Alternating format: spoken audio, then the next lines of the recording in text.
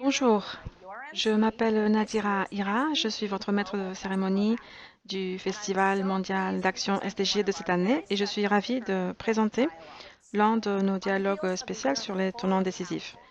Dans la foulée d'une année pleine de défis, d'une pandémie mondiale marquée par des turbulences économiques, politiques et sociales, nous avons vu des changements dramatiques dans la manière dont nous considérons la vie et les revenus, la consommation et la production. Des choses jugées trop ambitieuses ou même chères à envisager avant, maintenant semblent non seulement faisables, mais vraiment impératives. Ce qui veut dire que ce moment incroyablement difficile peut également être une opportunité potentiellement sans précédent de construire une société plus juste et plus durable. Alors, comment? Comment faire en sorte ensemble que ce soit un tournant décisif pour les hommes et pour la planète? Pour y réfléchir avec nous, nous avons avec nous un champion mondial de l'ONU pour l'initiative Spotlight, un partenariat pluriannuel entre l'ONU et l'Union européenne qui travaille pour éliminer toutes les formes de violence à l'égard des filles et des femmes. Il est en plus une superstar du rugby sud-africain et le capitaine des Springboks, les champions de la Coupe du Monde de 2019. Bienvenue, Sia Kolisi. Merci beaucoup, Nadira. Merci d'être ici avec nous. Alors, commençons. Considérons ce qu'il faudrait pour libérer le pouvoir et la possibilité de ce moment. On dit souvent que lorsque les femmes et les filles vont mieux, le monde entier va mieux.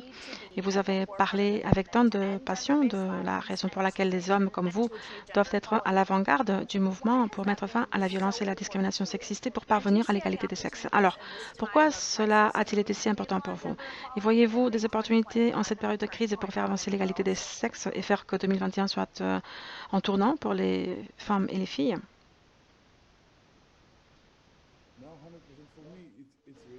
Absolument.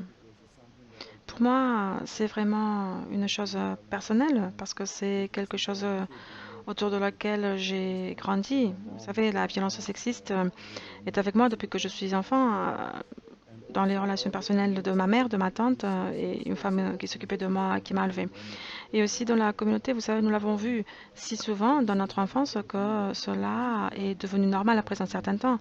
Évidemment, je ne pouvais rien faire alors, parce qu'on est trop jeune, mais je savais, je me réveillais au milieu de la nuit avec les cris et je savais que ce n'était pas bien.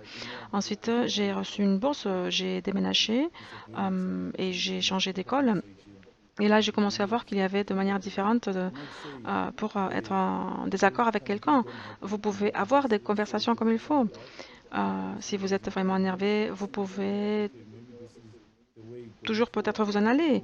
Je ne dis pas que ce genre de choses n'arrive pas, mais j'ai vu une autre facette de la vie qui était devant moi. Donc, voilà, je savais comment ma mère se ressentait, je savais ce que je ressentais moi-même aussi, les femmes qui étaient impuissantes dans la communauté parce que tout le monde passait à autre chose, parce qu'ils voyaient tellement de choses, les gens ne se mêlaient pas des affaires des autres. Et cela m'a beaucoup blessée parce que ce sont les gens qui ont tout fait pour moi, ce sont les gens qui ont sacrifié leur bien-être pour s'assurer que j'avais tout, qui se sont sacrifiés. Et c'est ce que j'ai appris, c'était du sacrifice.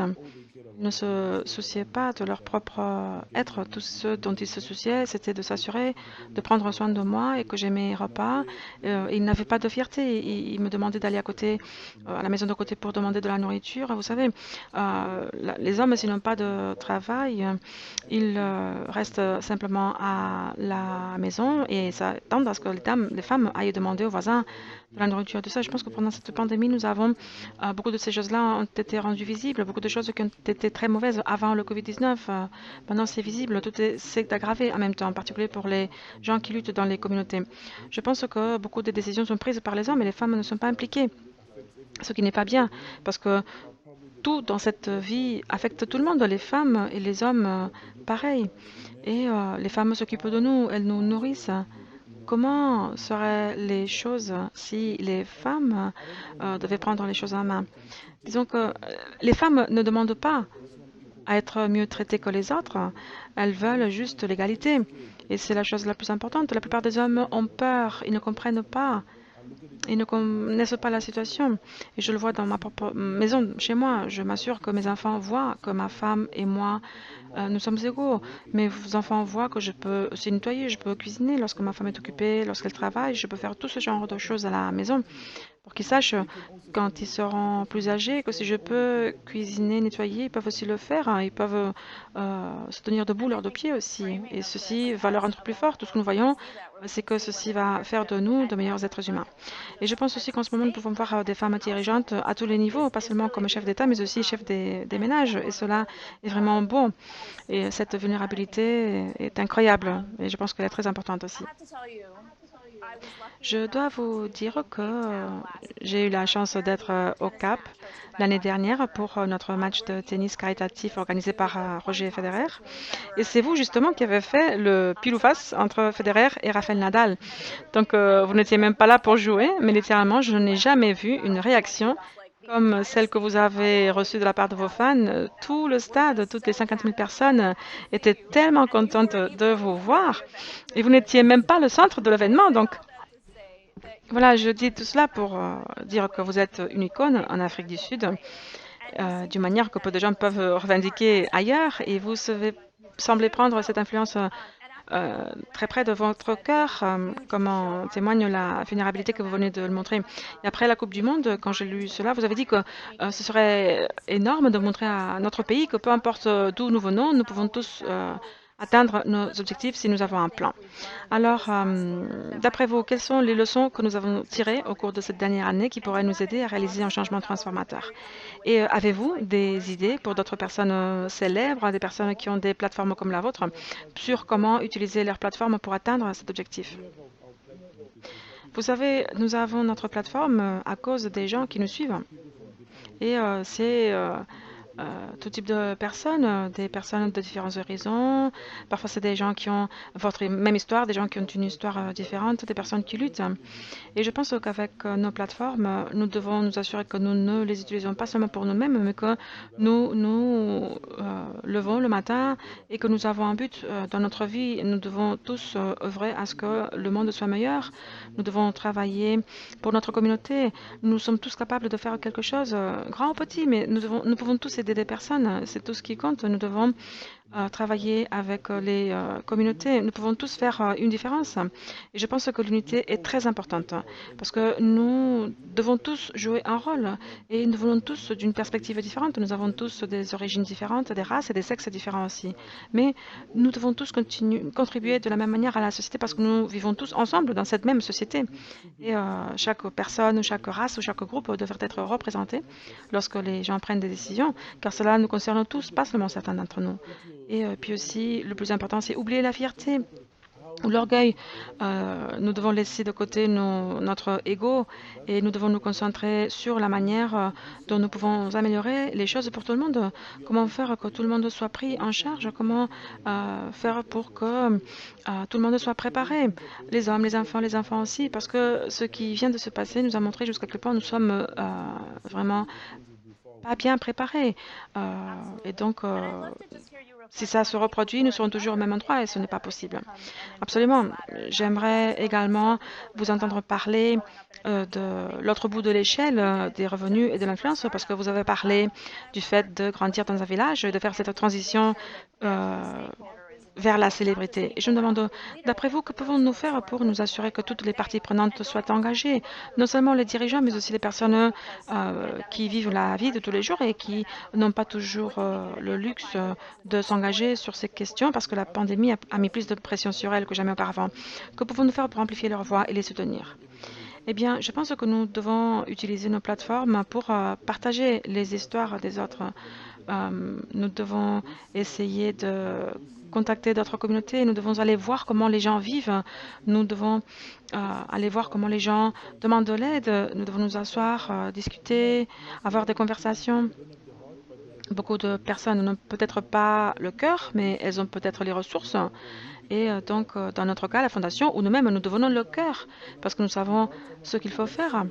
Et des fois, voilà, lorsque nous invitons les personnes à voir les situations, eh ben, on comprend mieux les choses qui se passent. Et puis, les personnes qui sont au pouvoir aussi, qui ont beaucoup de personnes disons, en dessous, eh ben, ils doivent également s'occuper de ces personnes, parce que sans elles, elles ne pourront jamais atteindre leurs objectifs.